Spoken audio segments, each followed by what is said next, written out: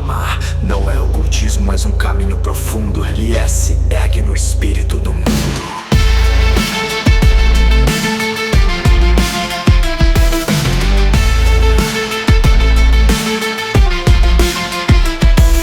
Nas sombras dos sonhos uma luz singular. Cthulhu sussurra do abismo a chamar. Não é ocultismo, mas um caminho profundo. Ele se ergue no espírito do mundo.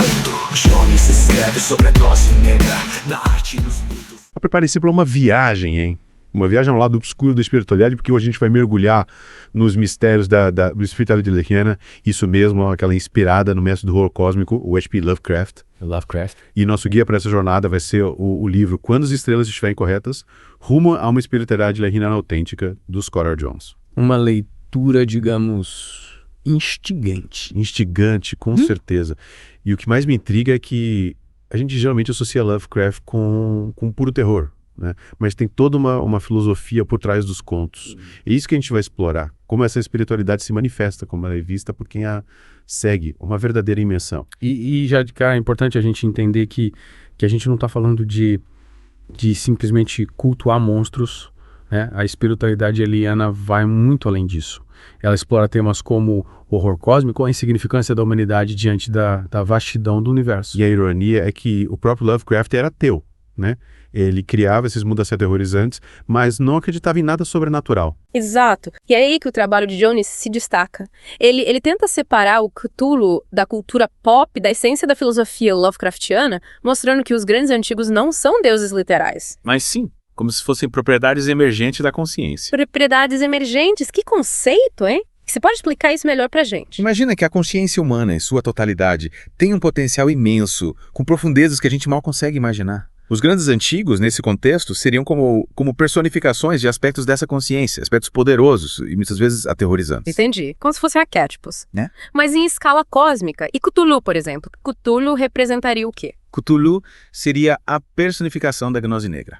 Um estado de conhecimento que transcende a razão, um mergulho no abismo da realidade. E é interessante como os laianos buscam acessar essa gnose negra através de práticas como sonhos lúcidos, meditação. Através dos sonhos. Isso me lembra aqueles contos Lovecraftianos onde os personagens enlouquecem depois de ter visões horríveis. Exatamente. Mas a diferença é que os oleianos não temem esse contato com o terror. Eles encaram como um portal para uma compreensão mais profunda da realidade. E não é só Cthulhu que tem um papel importante nessa jornada, né? O livro também fala de outros grandes antigos, como Yog-Sothoth, Shub-Niggurath, Nyarlathotep. Falando em nomes estranhos, quem são esses outros personagens? Cada um representa um aspecto diferente da consciência cósmica. Yog-Sothoth, por exemplo, é a entidade que incorpora todo o espaço e o tempo, uma espécie de consciência universal.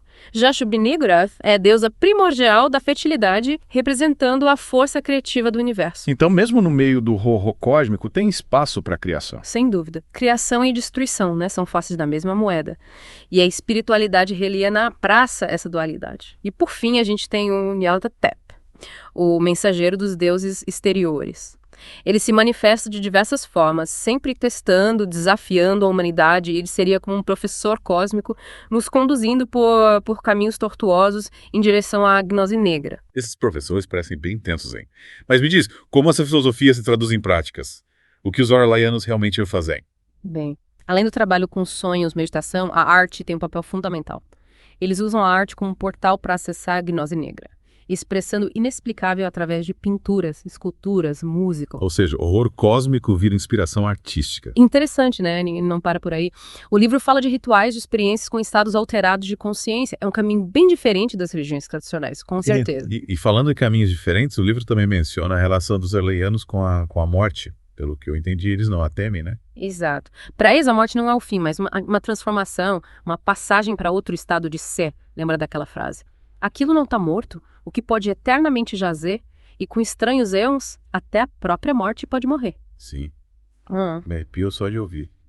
Mas como alguém pode encarar a morte com tanta serenidade? Acho que essa serenidade vem da compreensão de que a gente é parte de algo muito maior, né? De uma consciência cósmica que transcende a nossa existência individual. E essa consciência, para os eleianos, está conectada aos grandes antigos. Então, ao invés de temer a morte, eles a encaram como um retorno à fonte, uma fusão, uma vastidão cósmica. Exatamente. E essa perspectiva se reflete em sua arte, que é rica em imagens de decadência, transformação e renascimento. Nossa, quanto mais a gente se aprofunda nesse tema, mais fascinante ele fica. Mas ainda tem muita coisa para explorar. A gente vai falar sobre os rituais, a ética liliana e muito mais. Fique ligado.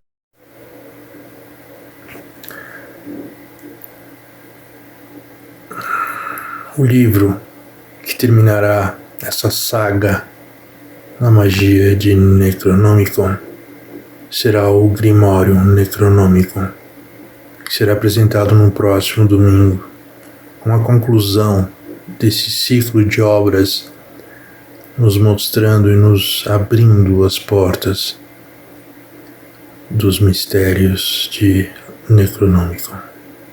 Sim, é embasado na obra de H.P. Lovecraft, um grande mestre do gênero, que em sua pesquisa abriu os campos para a literatura ocidental, os mitos de Cthulhu.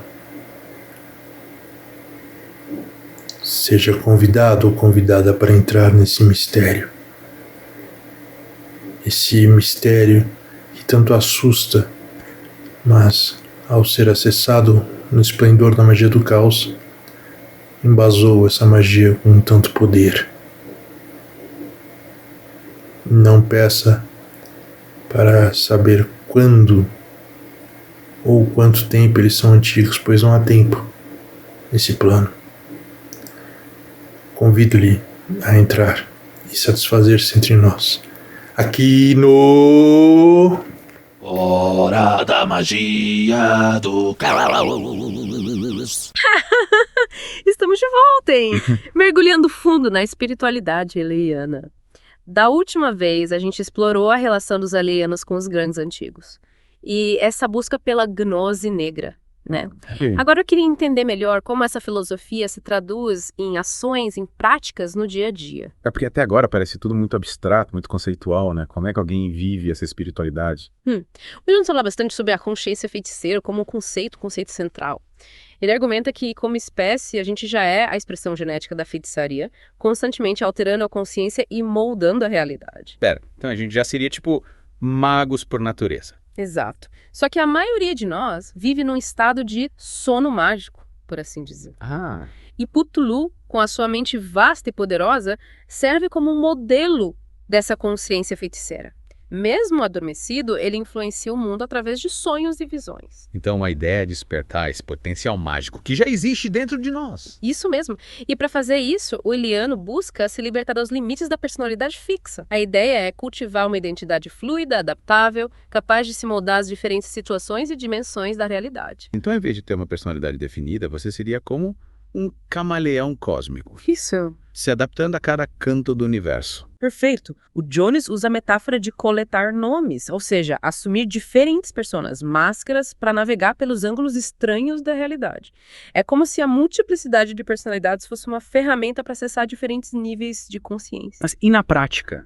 Como isso se manifesta? Como saber se alguém está realmente vivenciando essa consciência feiticeira? O Jones destaca 3 marcas principais: o horror, o humor e a luxúria. Nossa, que combinação. O horror a gente até entende vindo do Lovecraft, mas os outros dois? Para os elianos, o horror não é só medo e terror. É maravilha, o assombro diante do divino, do completamente outro. É a experiência visceral de confrontar a vastidão do cosmos e a nossa insignificância. É como se o horror fosse um portal para uma realidade mais profunda, mais verdadeira, que nos tira da zona de conforto e nos coloca frente a frente com o mistério da existência. Exatamente. E logo após o arrepio do horror, surge o humor. Aquele tipo de riso nervoso. Quando você se depara com algo tão absurdo que a única reação possível é rir. Perfeito. O herleiano, ao atravessar o horror e confrontar o absurdo da existência, desenvolve um senso de humor negro, uma capacidade de rir da tragicomédia cósmica. É uma forma de lidar com o caos, a imprevisibilidade da vida. Ou seja, ele aceita o caos, o terror, mas não se deixa abater por isso, né? Ele encontra humor na própria fragilidade da existência humana. E por último, mas não menos importante, temos a luxúria. Agora com isso ficou interessante, mas a gente tá falando de que tipo de luxúria? Para os herleianos, a luxúria não se limita ao prazer carnal. É uma busca por união, por transcendência, por dissolver os limites do ego e se fundir com o outro. Então é como uma fome cósmica, né? Uma vontade de se conectar com algo maior que si mesmo.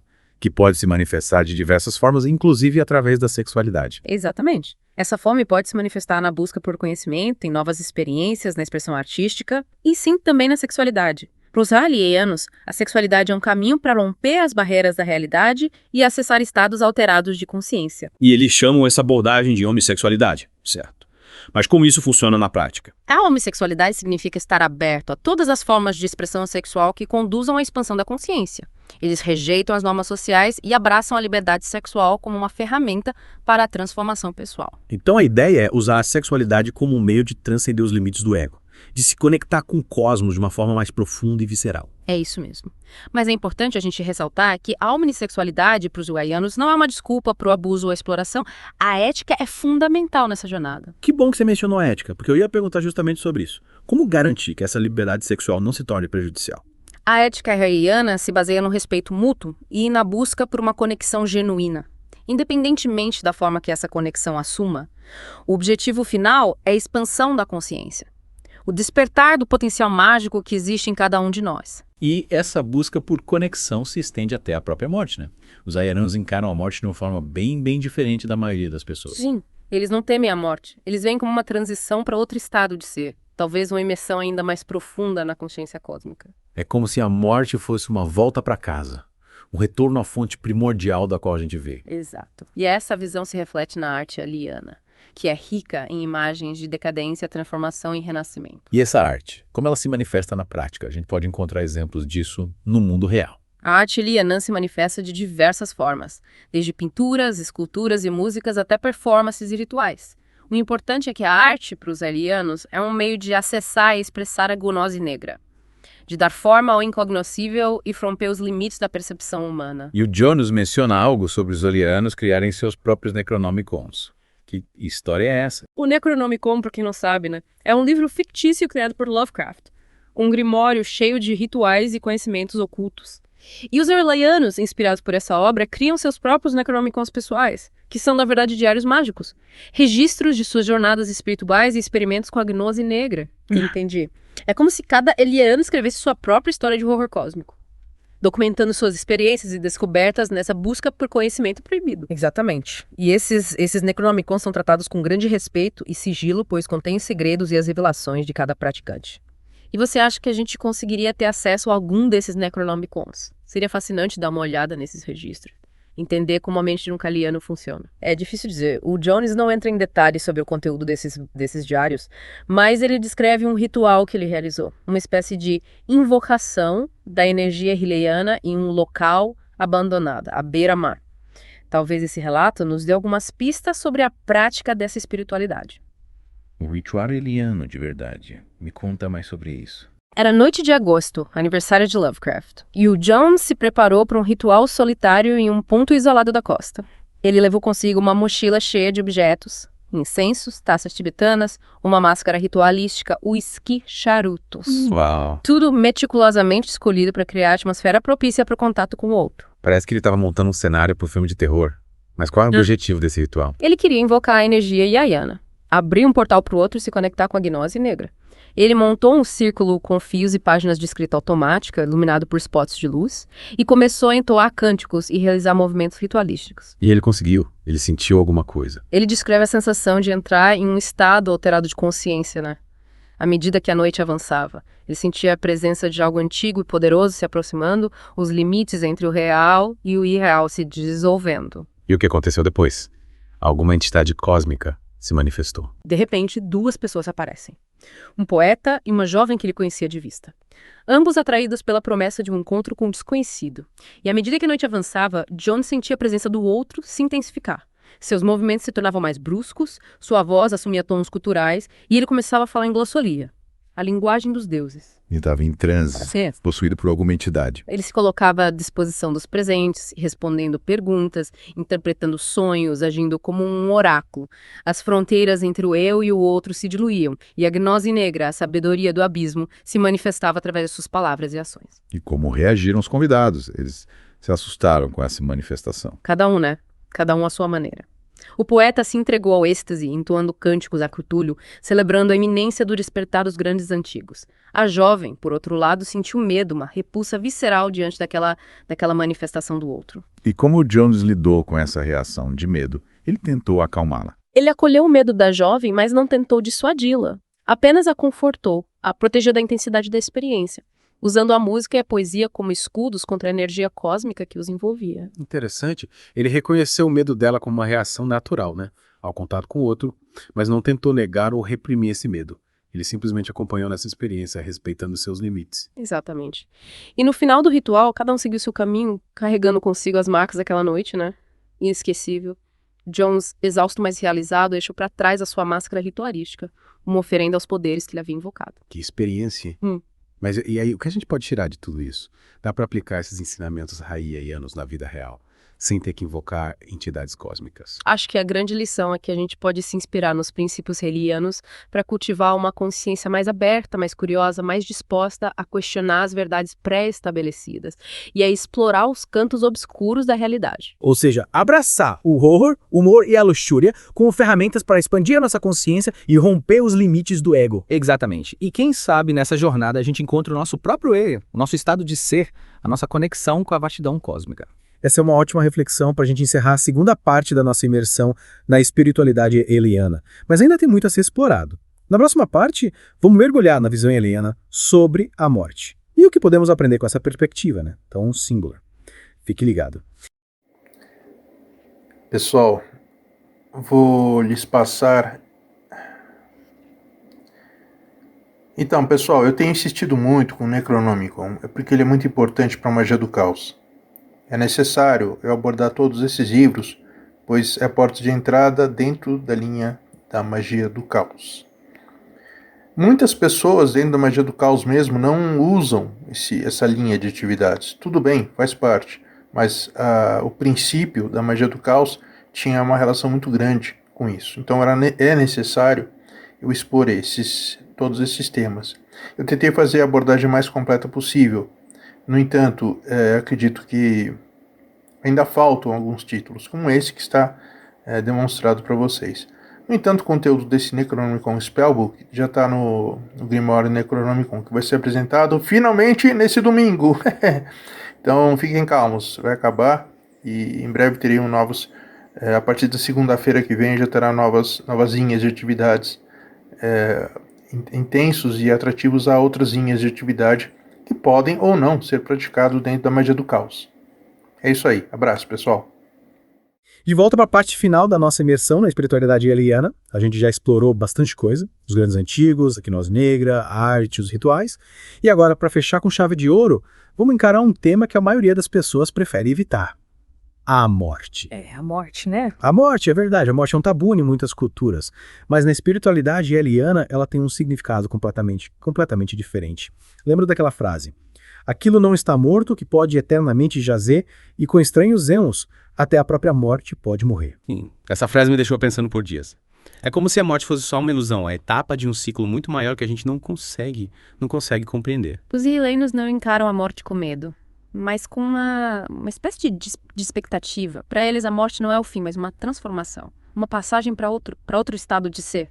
E esse estado pode estar ligado ao Aquidúlio e seu sonho eterno, ou a outros aspectos da consciência cósmica. Ou seja, a gente não morre de verdade, a gente só muda de forma, se conecta com algo maior. Exatamente. E o Jones ilustra essa perspectiva com uma experiência pessoal bem marcante. A morte da avó dele. Ela era uma mulher muito religiosa e nos seus últimos momentos se agarrava aos seus dogmas com desespero. Nossa, e como o Jones reagiu a isso? Ele sentiu compaixão, mas também uma profunda estranheza. E ele percebeu que a fé da avó, que antes parecia tão sólida, se fragmentava diante da imensidão do desconhecido. Ele começou a questionar. Será que as religiões tradicionais, com suas promessas de paraíso e inferno, não seriam uma forma de tentar controlar o mistério da morte? De negar a vastidão do cosmos? Faz sentido.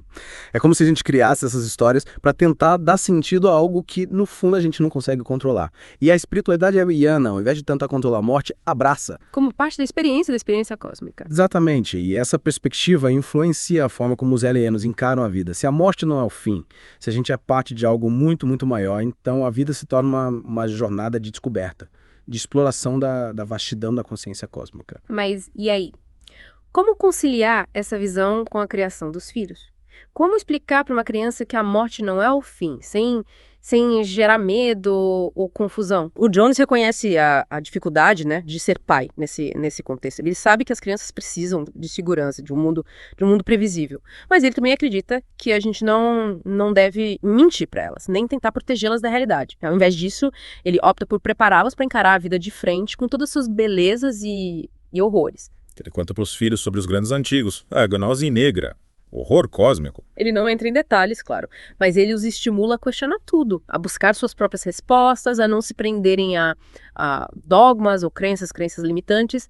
Ele os ensina a observar o mundo com curiosidade, a se maravilhar com a complexidade do universo. Ele até menciona a teoria de que o nosso universo pode ser o resultado de um buraco negro em outra dimensão. Caramba, isso é muita coisa para uma criança processar. Mas eu entendo a ideia. Ao invés de tentar simplificar o mundo para as crianças, a gente pode ajudá-las a desenvolver a capacidade de lidar com a complexidade. Exatamente. E a espiritualidade arreidiana, com sua ênfase no horror cósmico e na vastidão do universo, pode ser uma ferramenta poderosa para estimular essa capacidade. Ela nos convida a expandir a nossa consciência, a confrontar os nossos medos, a questionar as certezas pré-fabricadas. E pensando bem, essa mensagem é relevante não só para crianças, né? Mas para todos nós. Numa época de tanta informação, tanta superficialidade, é importante a gente lembrar que a gente é parte de algo muito maior, de um mistério que a gente jamais poderá desvendar completamente. E essa é a beleza da coisa. A espiritualidade veliana não oferece respostas fáceis, não tenta controlar o caos. Ela nos convida a abraçar o mistério, a mergulhar no abismo da gnose negra e encontrar, em meio ao horror e à vastidão, a nossa própria verdade. É como se a gente trocasse a busca por um porto seguro pela aventura e mar aberto, com todas as suas tempestades e maravilhas. E quem sabe nessa jornada a gente encontra o nosso próprio reria, nosso estado de ser, a nossa conexão com a vastidão cósmica. E com essa reflexão a gente encerra a nossa imersão na espiritualidade reiana. Espero que essa jornada tenha te inspirado a questionar, a explorar, a buscar sua própria verdade. E lembre-se, o horror cósmico não é só terror, é também maravilha, é a experiência visceral da vastidão do universo. E se você curtiu essa aventura, continue explorando os mistérios do cosmos e trilhando seu próprio caminho, né? Rumo à gnose negra. Até a próxima. E que as estrelas estejam sempre a seu favor. Os mitos, a alma se integra, meu chão Sodom é o portal, todo mundo Shub Negurati dança no eterno comum. Além do niilismo, há algo a buscar, uma visão que as estrelas vêm revelar. A morte é passagem, não o final, a gnose se vive no plano astral. No plano astral.